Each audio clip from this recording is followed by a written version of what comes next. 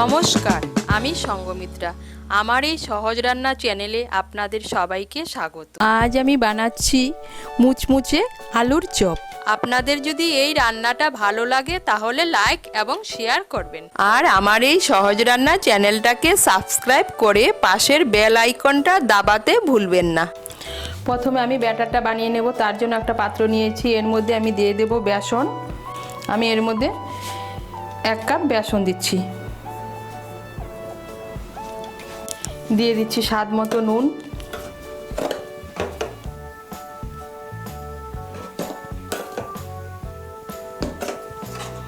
দিয়ে দিচ্ছি সামান্য একটু হলুদের গুঁড়ো,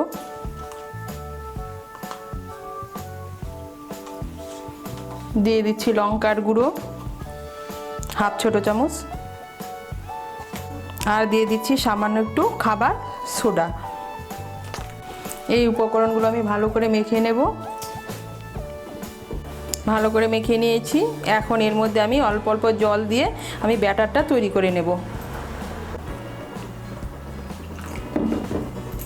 এই দেখুন, অল্প অল্প জল দিয়ে আমি ব্যাটারটা তৈরি করে নিয়েছি।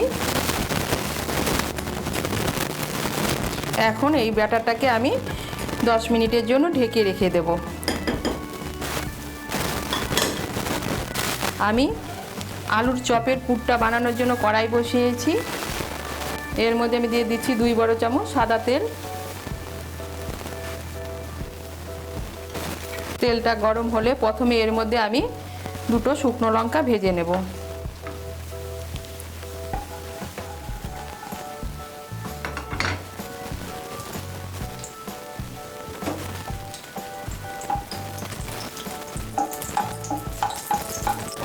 লঙ্কাগুলো আমি ভেজে নিয়েছি, লঙ্কাগুলোকে আমি তুলে নিচ্ছি।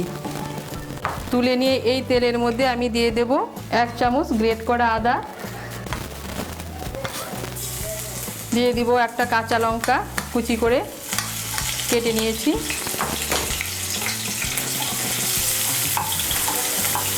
আদা আর কাঁচা লঙ্কাটাকে একটু ভেজে নেব।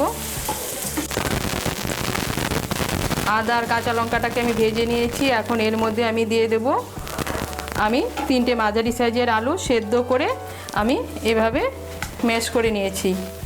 এই আলু মাখাটা এর মধ্যে আমি দিয়ে দেব।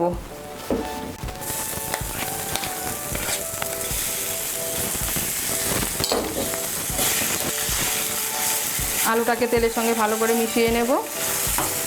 এর মধ্যে দিয়ে দেব স্বাদ মতো নুন,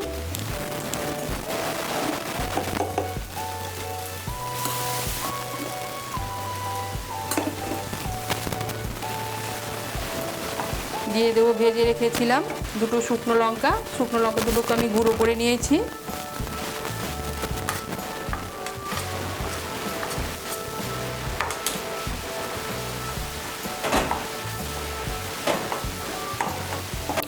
সামান্য একটু হলুদের গুঁড়ো দিচ্ছি। হলুদের গুঁড়োটা মিশিয়ে নেব। মিশিয়ে নিয়ে এর মধ্যে আমি দিয়ে দেবো ধনেপাতা কুচি,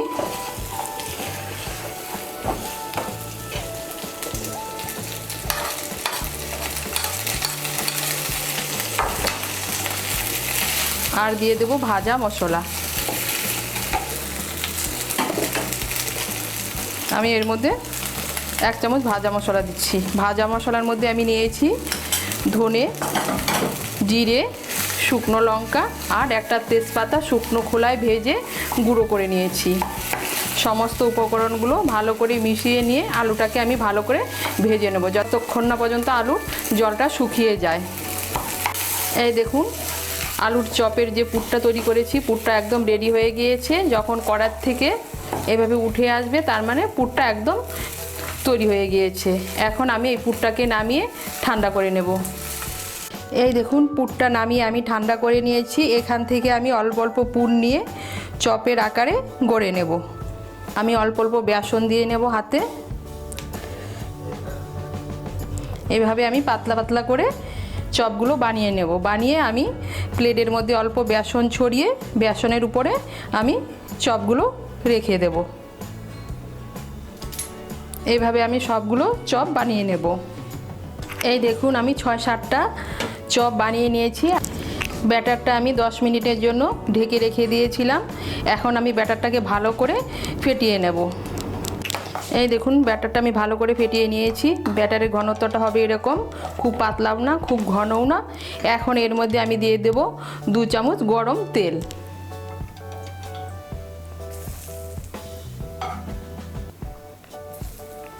তেলটা দিয়ে আমি আরেকটু ভালো করে ফেটিয়ে নেব।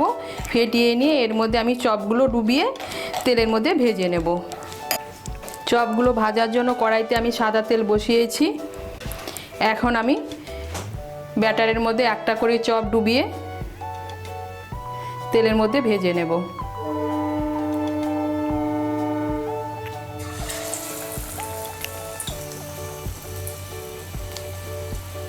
এই দেখুন চপগুলোকে আমি লাল করে ভেজে নিয়েছি।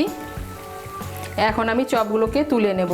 এভাবে আমি বাকি চপগুলো ভেজে নেব। আমি এই চপগুলো নিরামিষভাবে বানাচ্ছি, আপনারা চাইলে এর মধ্যে পেঁয়াজ রসুন দিয়েও বানাতে পারেন।